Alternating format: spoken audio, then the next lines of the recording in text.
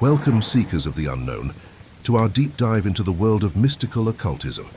Tonight we'll journey through the fascinating realms of ancient knowledge, secret traditions, and mysterious practices.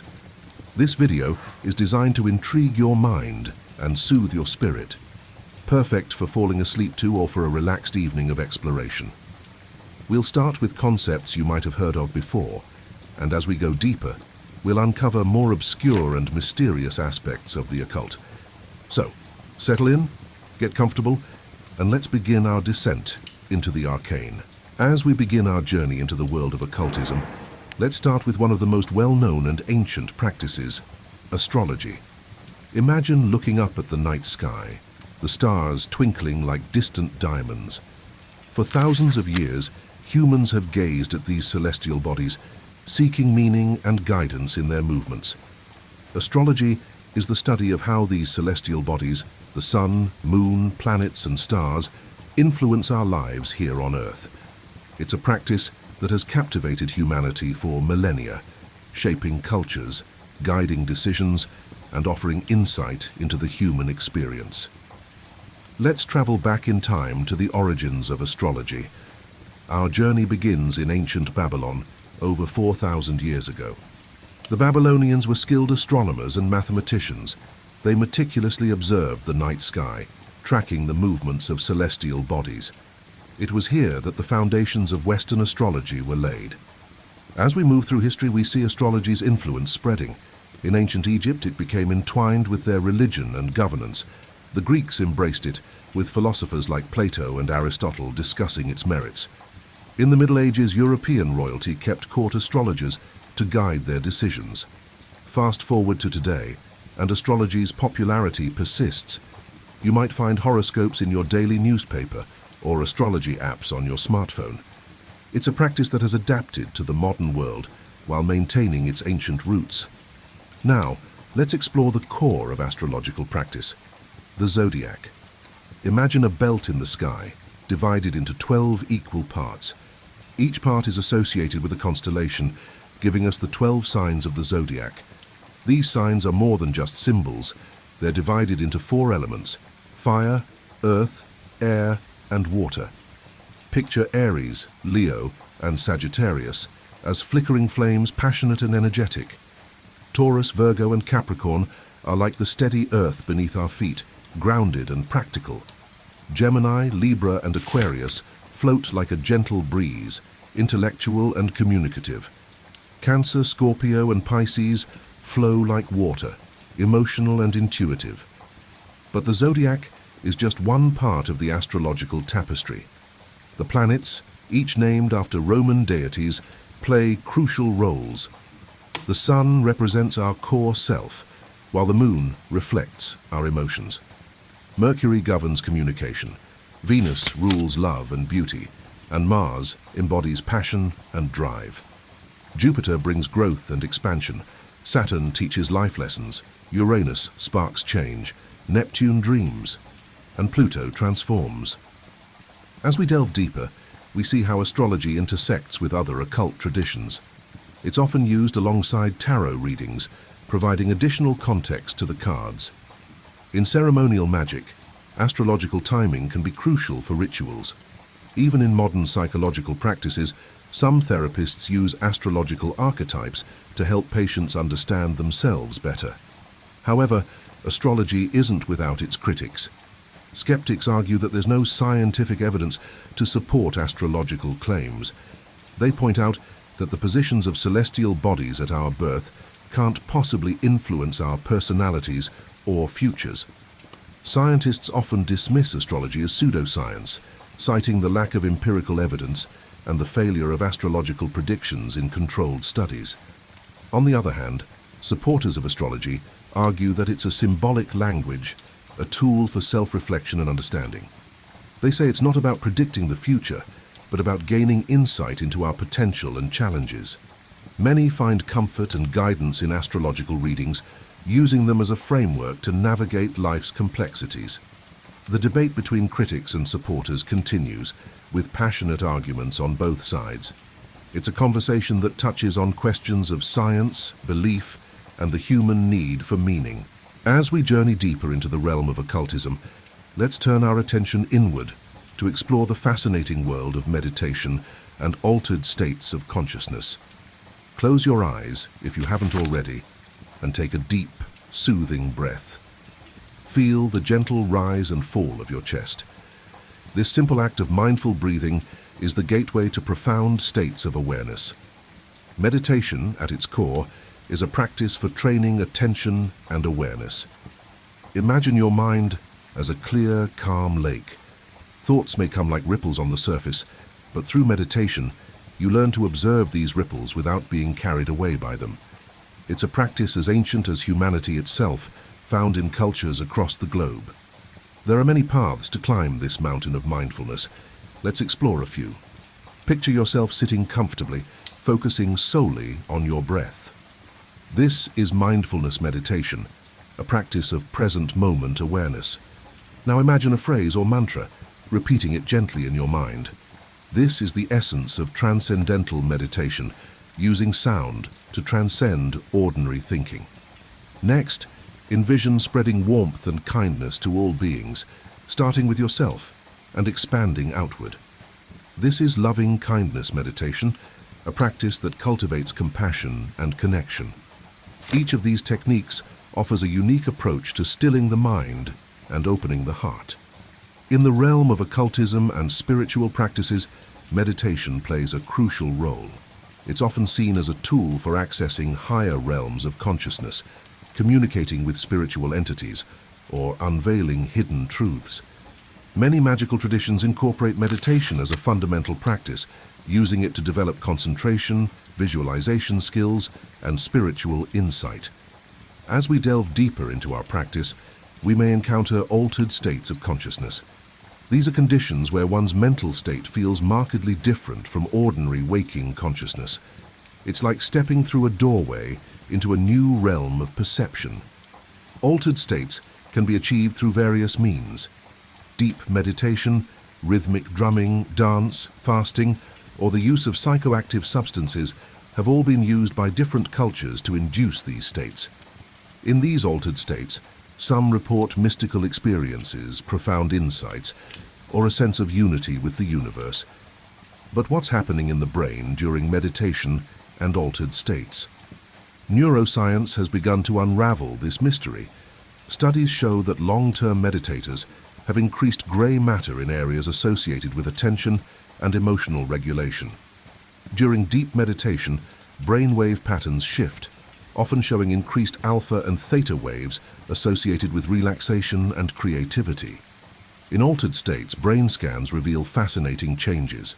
The default mode network, associated with self-referential thinking, often shows reduced activity. Meanwhile, areas involved in sensory processing and emotional regulation may become more active or show unique patterns of connectivity. The potential benefits of meditation are numerous. Regular practice has been associated with reduced stress and anxiety, improved focus and emotional regulation, and even changes in how our genes express themselves. Some studies suggest it may help with pain management, boost the immune system, and promote overall well-being. However, it's important to note that meditation isn't without risks. Some individuals may experience increased anxiety, depersonalization, or the resurfacing of traumatic memories. While rare, these experiences underscore the importance of approaching meditation with care, especially for those with a history of mental health issues. Palmistry. Palmistry, or palm reading, is the practice of interpreting the lines, shapes, and features of a person's hands to gain insights into their character, life experiences, and future. This ancient practice has roots in various cultures, including Indian, Chinese, and Egyptian traditions. Palmistry is both an art and a science, combining observation, intuition, and symbolic interpretation. The main lines examined in palmistry are the heart line, head line, and lifeline. Each of these lines carries significant meaning and can reveal different aspects of an individual's life. The heart line, located at the top of the palm, is believed to reflect one's emotional nature and romantic relationships. A deep, well-defined heart line suggests a person who experiences strong emotions and has deep connections, while a faint or broken line might indicate emotional challenges or a reserved nature. The headline, found just below the heartline, represents intellectual abilities and mental focus. This line can show how a person thinks, learns, and communicates. A long, unbroken headline indicates clear and focused thinking, while a shorter or fragmented line might suggest a more spontaneous or scattered thought process. The way the headline curves or remains straight can also provide clues about whether a person is more imaginative or logical. The lifeline, which curves around the base of the thumb, is often mistakenly thought to predict the length of one's life. In reality, it reflects one's vitality, health, and life path. A long, deep lifeline suggests robust health and a strong life force, while a shorter or lighter line might indicate a need to pay more attention to one's well-being. Branches or breaks in the lifeline can signify significant life changes or challenges. In addition to these primary lines, palmistry also examines minor lines such as the fate line, sun line, and Mercury line. The fate line, which runs vertically up the center of the palm, can indicate a person's career and life purpose. A strong fate line suggests a clear and determined path, while a weaker or fragmented line might indicate changes in direction or uncertainty in one's career. The shape and size of the hand itself are also important in palmistry. Hands are classified into 4 types based on their shapes: earth, air, water, and fire. Each hand type is associated with different personality traits and tendencies. For example, earth hands, which are square with thick fingers and rough skin, are linked to practicality and a grounded nature. Air hands, with their square palms and long fingers, suggest intellectualism and communication skills. Water hands, which are long with slender fingers and soft skin, indicate sensitivity and creativity. Fire hands, characterized by square or rectangular palms with shorter fingers, are associated with energy and passion. The mounts, or padded areas of the palm, are named after planets and also hold significance. The Mount of Venus, located at the base of the thumb, relates to love and sensuality. A well-developed Mount of Venus suggests a warm, loving personality, while a flat mount might indicate a more reserved nature. The Mount of Jupiter beneath the index finger is associated with ambition and leadership.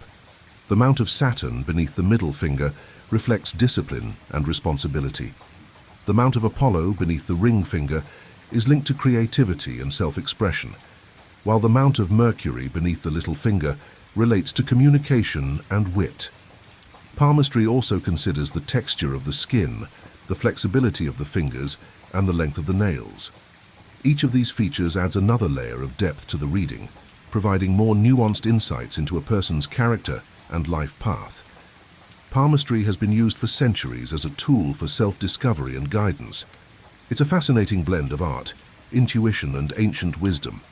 By examining the lines and features of the hand, palmists can offer insights into one's personality, strengths, and challenges, as well as potential future experiences.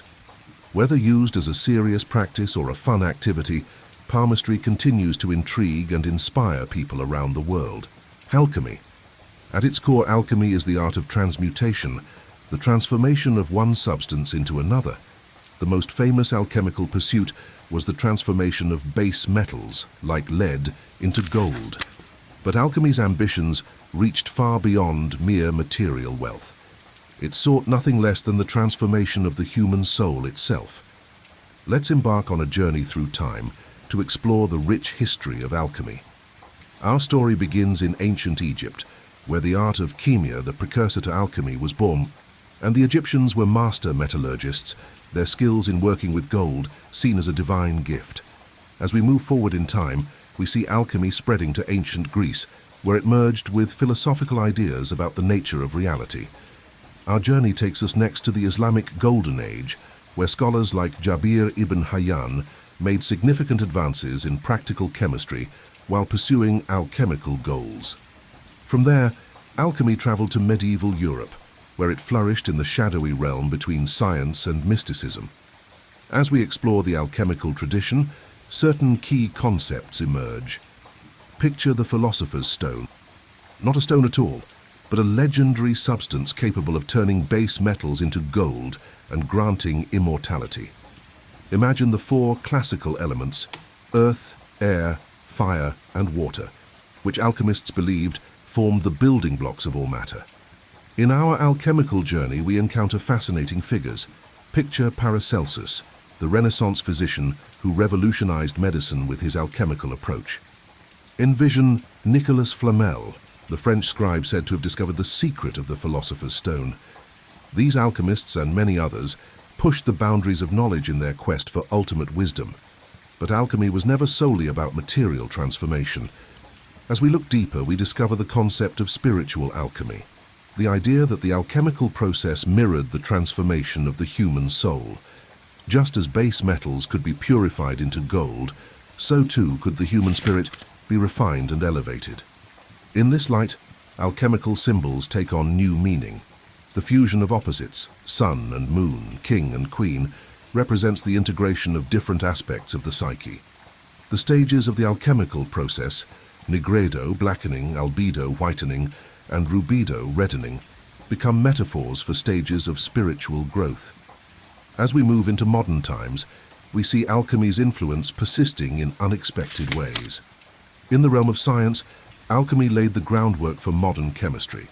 The alchemists' practical experiments with substances and their transformations paved the way for scientific inquiry, even as their mystical beliefs fell by the wayside. In the realm of psychology, Carl Jung found rich meaning in alchemical symbolism. He saw in alchemy a symbolic representation of the process of individuation, the integration of the conscious and unconscious aspects of the psyche. Jung's work brought alchemical concepts into the modern understanding of the human mind. Even in contemporary occultism, alchemical symbolism and concepts persist. Modern magical practitioners often incorporate alchemical ideas into their work.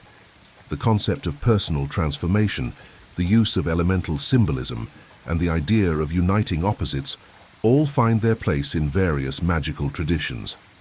As we conclude our exploration of alchemy, let the symbolism wash over you like a soothing wave. Imagine yourself as the alchemist's flask, gently heated by the flame of knowledge. Feel the base metals of your everyday concerns slowly transmuting into the gold of higher understanding. Remember, the true magic of alchemy lies not in turning lead into gold, but in transforming the lead of ignorance into the gold of wisdom. As you drift towards sleep, consider what aspects of yourself you might wish to transmute. What base elements in your life could be refined into something precious? Hermeticism. Hermeticism is an ancient philosophical and spiritual tradition that has significantly influenced Western thought.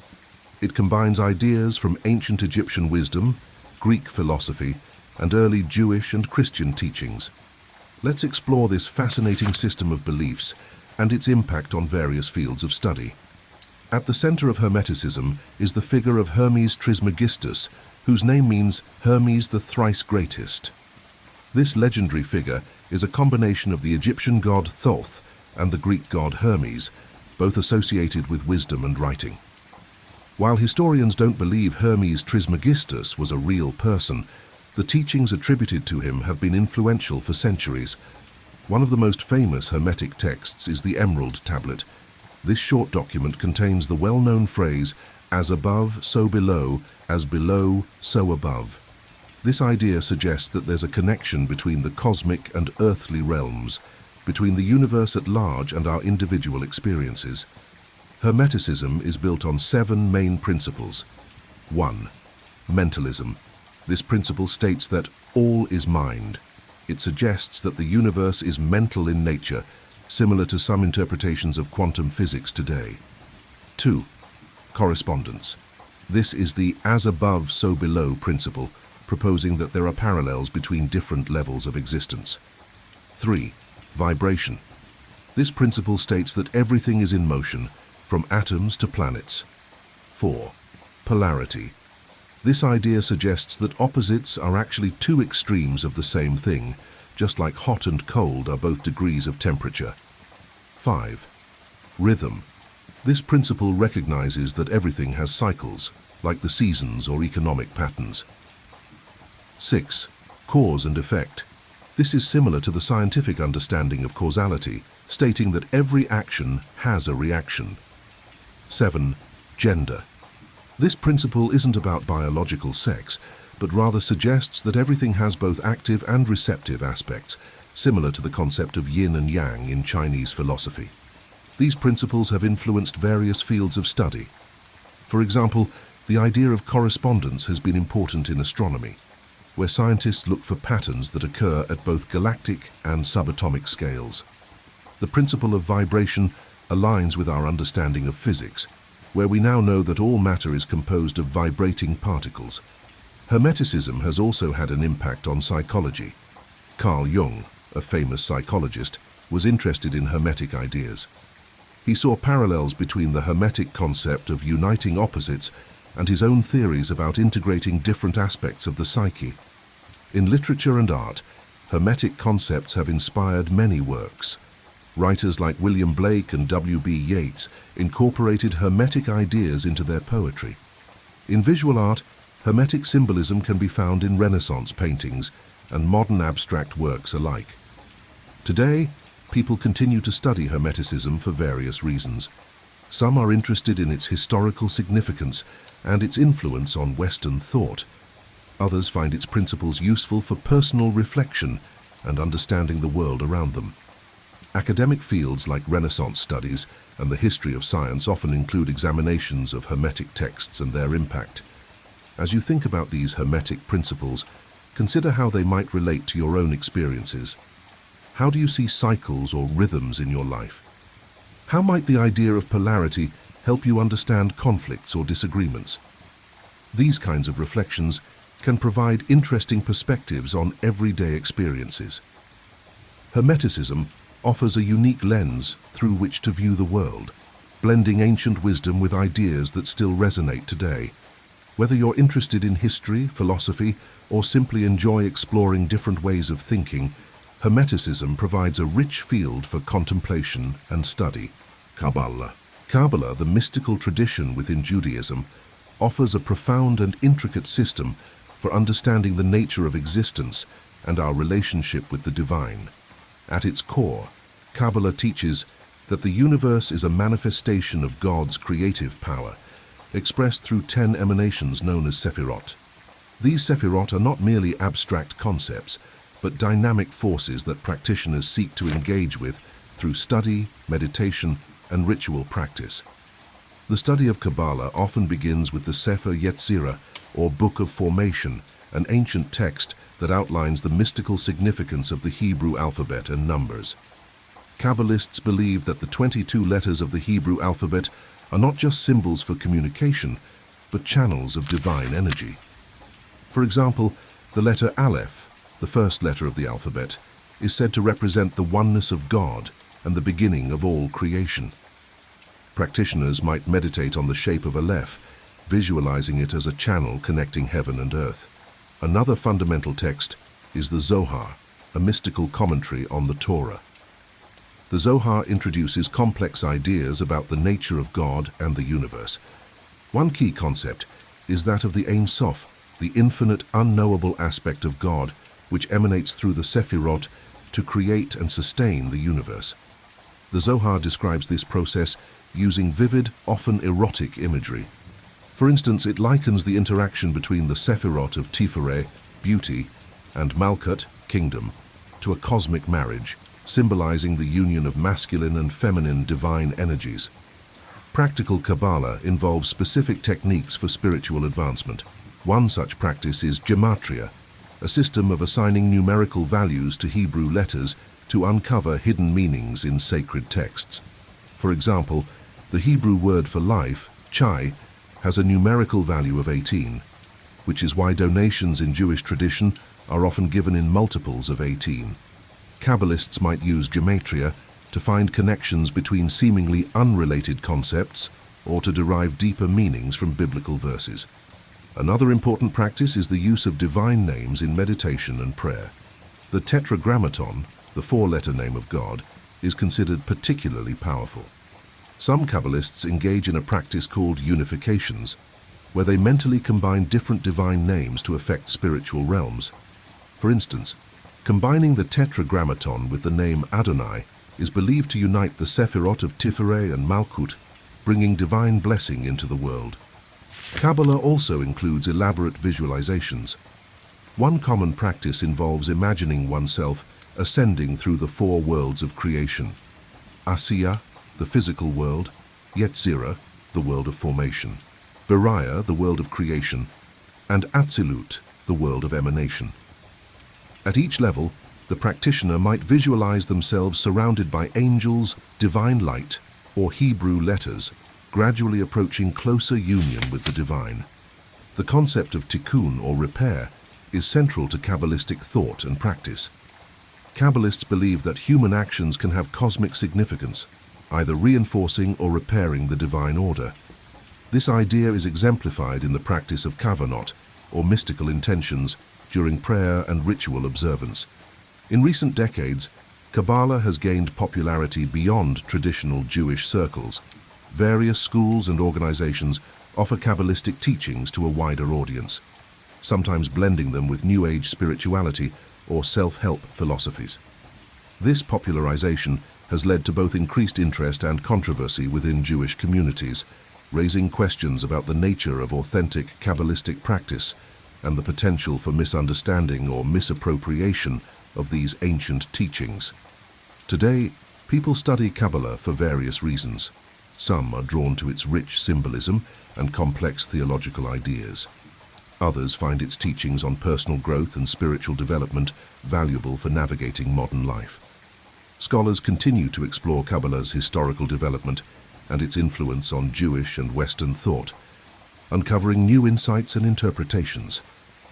Kabbalah offers a unique lens through which to view reality, blending ancient wisdom with profound insights into the nature of existence. Its enduring influence across various disciplines testifies to the depth and universality of its teachings, inviting each new generation to uncover hidden meanings and pursue spiritual enlightenment. Whether approached as a religious practice, a philosophical system, or a framework for personal growth, Kabbalah continues to offer a rich tapestry of ideas for those seeking to understand the mysteries of existence and their place within the cosmic order. Thelema, a philosophical and spiritual system developed in the early 20th century, offers a unique approach to understanding human existence and our relationship with the divine. At its core, Thelema teaches that individuals possess a true will, a divine purpose that, when discovered and pursued, leads to ultimate fulfillment and harmony with the universe. This concept forms the foundation of Thelemic thought and practice, influencing every aspect of its followers' lives. The genesis of Thelema is inextricably linked to its founder, Aleister Crowley, a controversial figure often referred to as the Prophet of Thelema. In 1904, while in Cairo with his wife Rose, Crowley allegedly received a communication from a preternatural being called Iwas. This encounter resulted in the dictation of the Book of the Law, Liber El Vel Legis, the central sacred text of Thelema. The Book of the Law introduces the fundamental maxim of Thelema: "Do what thou wilt shall be the whole of the law. Love is the law, love under will." This principle emphasizes personal freedom and responsibility, encouraging followers to discover and fulfill their true will. It's important to note that "do what thou wilt" is not an invitation to hedonism or selfishness, but rather a call to align oneself with one's deepest, most authentic purpose. Crowley spent the rest of his life expanding on the ideas presented in the Book of the Law, developing a complex system of magic, spelled with a K to distinguish it from stage magic, that incorporates elements from various esoteric traditions. He drew inspiration from Western occultism, Eastern mysticism, yoga, tantra, and ancient Egyptian religion, synthesizing these diverse influences into a cohesive spiritual system. Thelemic cosmology posits the existence of multiple planes of existence, with physical reality being just one aspect of a multifaceted universe. This worldview is influenced by Hermetic Kabbalah, with its concept of the Tree of Life representing different levels of manifestation.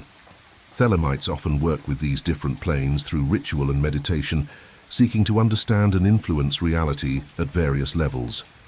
Ritual and ceremonial magic play a significant role in Thelemic practice.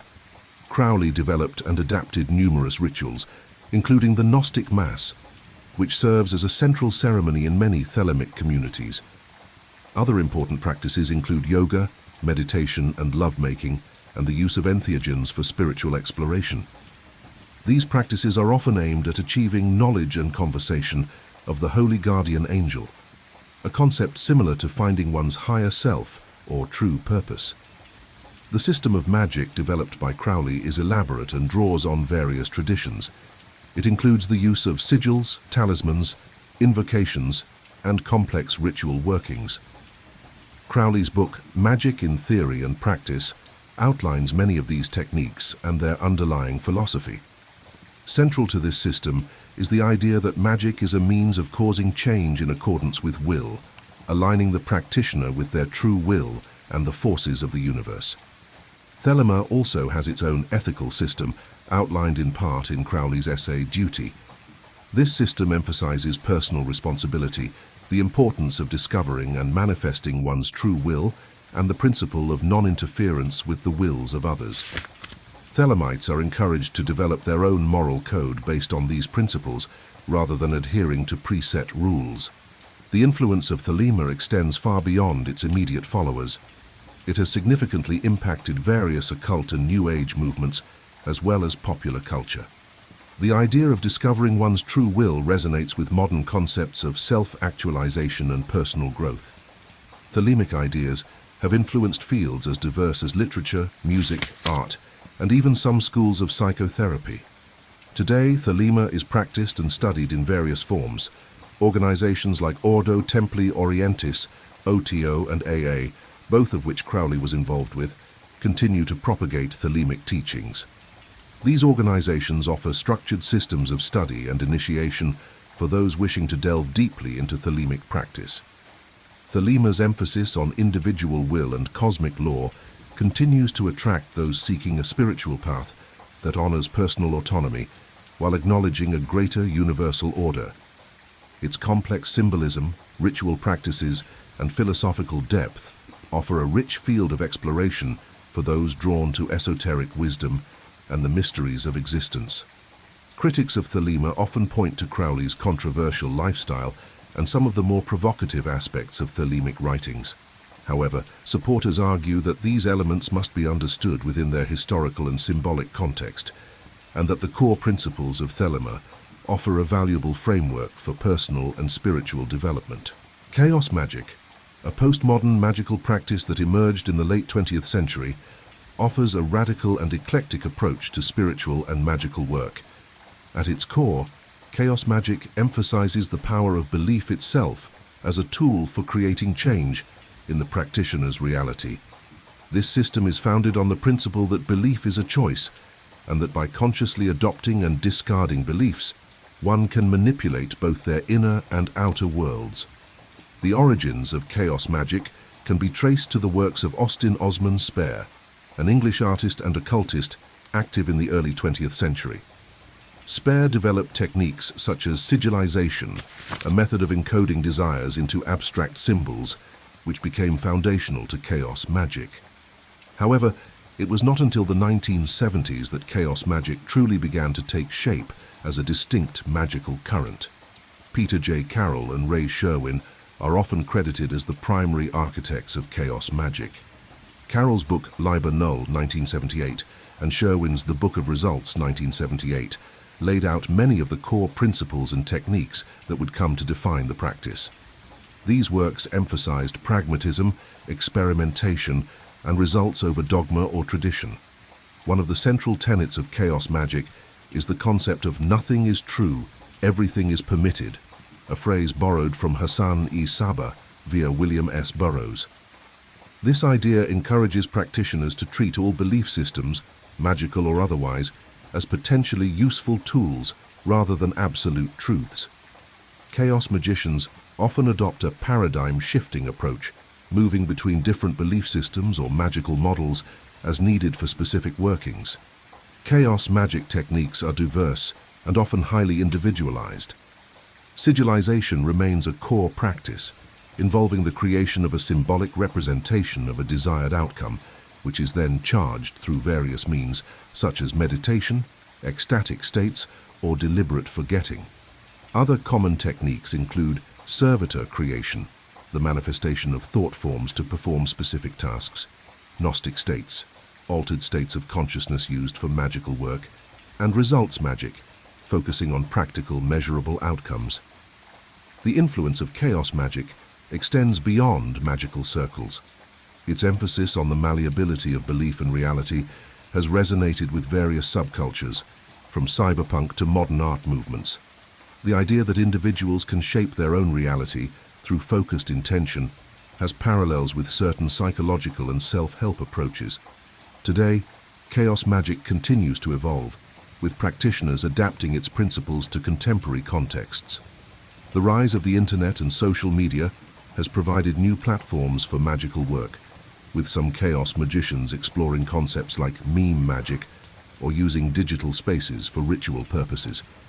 Despite its non-dogmatic nature, chaos magic has developed its own set of common symbols and concepts. The chaos sphere, an 8-arrowed star representing the forces of chaos, has become a widely recognized emblem.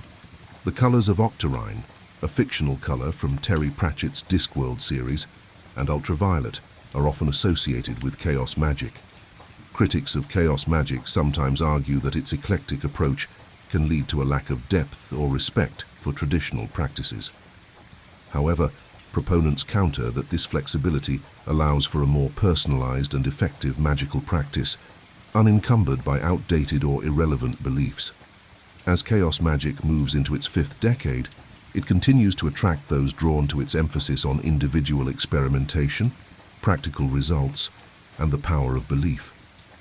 Its adaptability and focus on personal gnosis make it a compelling option for those seeking a magical practice suited to the complexities and rapid changes of the modern world.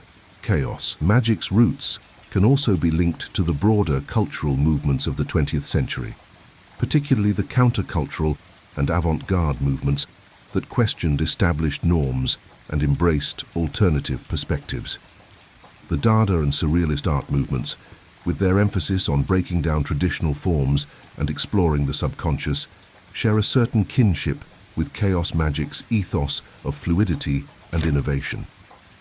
Furthermore, the influence of science fiction and speculative fiction on chaos magic should not be underestimated. Writers like Philip K. Dick, Robert Anton Wilson, and William Gibson have explored themes of subjective reality, the power of the mind, and the intersection of technology and consciousness, all of which resonate with the principles of chaos magic. These literary influences have contributed to the development of a magical practice that is not only deeply personal, but also highly adaptable to the rapidly changing technological landscape of the 21st century. Nox and the night side of the Tree of Life represent some of the most obscure and profound aspects of Western occultism. These concepts delve into the darker, often misunderstood areas of Kabbalistic and Thelemic traditions, focusing on the hidden and mysterious facets of spiritual exploration. At the heart of this exploration is the concept of Nox, a term derived from Latin meaning night. In Thelemic mysticism, Nox represents the dark night of the soul and the transformative journey through the shadow aspects of the self. It is the counterbalance to the light of Lux, representing enlightenment and revelation.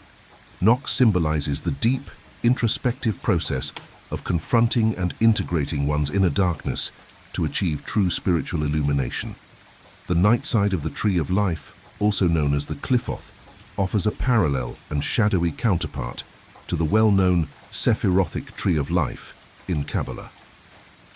While the Tree of Life represents the harmonious and structured aspects of creation, the Qliphoth embodies chaos, fragmentation, and the raw, unrefined forces of the universe. It is through the Qliphoth that one encounters the darker aspects of existence and the self, often referred to as the shells or husks that obstruct spiritual clarity. The concept of the Qliphoth has its roots in Jewish mysticism, but has been extensively developed in Western occult traditions. The Qliphothic tree consists of 10 shadowy spheres, each representing a perverse or inverted aspect of the corresponding sephira on the Tree of Life. These spheres are governed by demonic entities, and reflect the chaotic and destructive potentials within creation. Traversing the Qlifoth is considered an advanced and perilous undertaking. It involves confronting deep-seated fears, repressed desires, and aspects of the self that are typically avoided. This journey is not for the faint of heart, as it requires immense strength and courage to face the shadow self and integrate these darker elements into a cohesive whole.